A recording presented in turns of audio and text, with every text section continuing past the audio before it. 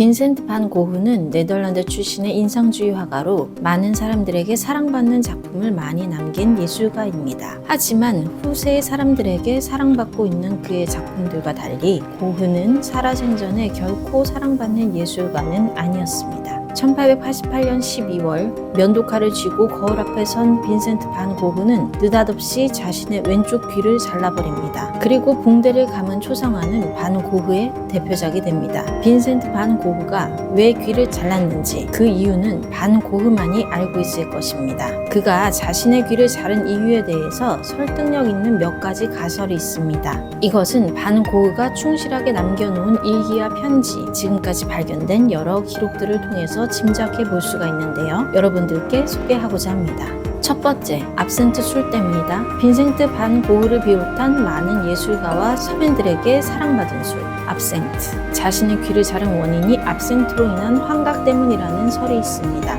압센트는 70도의 높은 알코올 함량의 증류술입니다. 압센트는 초록색과 독특한 쓴 허브향으로 유명하며 고흐 외에도 고갱, 피카소, 마티스, 툴루즈 로틀렉 등 많은 화가들이 애용한 술로 유명합니다. 예술가들이 이렇게 압센트를 사랑한 데에는 다양한 이유가 있겠지만 일단 값이 쌌기 때문입니다. 게다가 그 명확한 풍미와 높은 도수 또한 선호 이유였을 것입니다. 그런데 한동안 유럽 등 전 세계에서 압센트 판매가 금지된 적이 있었습니다. 주 원료인 상수기에 포함된 투존이라는 성분이 신경에 영향을 주어서 정신 착란을 일으키고 환각을 보게 되며 장기 음용하면 시신경이 파괴될 수도 있다는 주장이 힘을 얻었기 때문입니다. 반 고흐가 귀를 자른 이유도 이 투존 성분 때문이라는 추정입니다. 그러나 최근 과학 연구에서는 많은 국가에서 압센트에 대한 금지령을 해제했으며 투존 성분을 제거한 40도의 술이 유통되고 있습니다. 고급 주류 감정가들 사이에서 압센트가 전문 음료로 다시 인기를 얻고 있습니다. 두 번째, 테오의 약혼이 반 고흐를 불안하게 만들었다.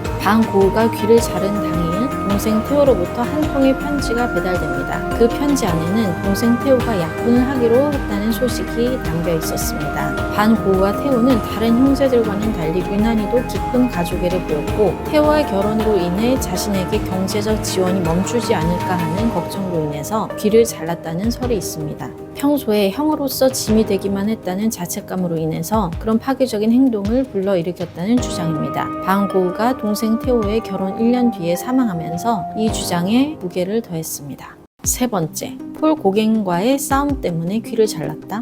빈센트 반 고흐와 폴 고갱은 1887년 파리에서 만났고 예술에 대한 공통된 열정으로 빠르게 유대감을 형성하였습니다. 이때부터 이 둘은 예술관을 교류하고 서로의 자아상까지 교환하다가 함께 생활하기로 약속하고 룸메이트가 되기로 결정합니다. 프랑스 남부 아르에서 작업실을 함께 쓰며 몇 달간 함께 작업합니다. 이 기간 동안 그들은 반 고흐의 유명한 해바라기 시리즈를 포함하여 여러 그림들을 공동 작업합니다. 그러나 반 고흐와 고갱 의 성격은 정반대였습니다. 반 고흐는 매우 열정적이고 강렬했으며 정신질환과 자기의심으로 어려움을 겪고 있었고 반면에 고갱은 좀 더 초연하고 지적이었으며 냉소적이고 완강한 인물이었습니다. 고갱은 반 고흐의 감정적 변동성을 참을 수가 없었습니다. 최악의 궁합이었던 둘은 같이 살면서 다툼을 피할 길이 없었습니다. 성격 차이로 인해서 사이가 점점 멀어지면서 반 고흐와 고갱 사이에는 날카로운 말들이 오가기 시작했습니다. 그리고 둘은 점점 이성을 잃기 시작했습니다.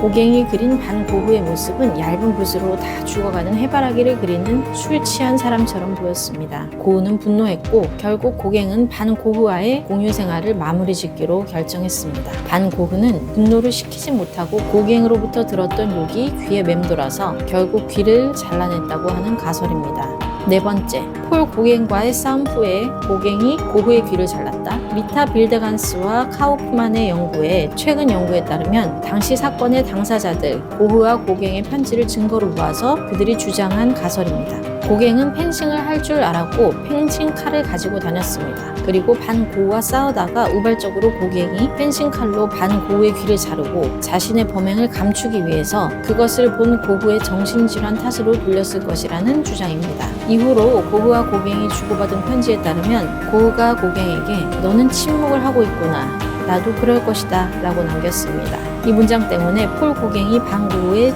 귀를 잘랐다는 가설이 주장되는 이유입니다. 진짜 폴 고갱이 펜싱칼로 자른 것일까요?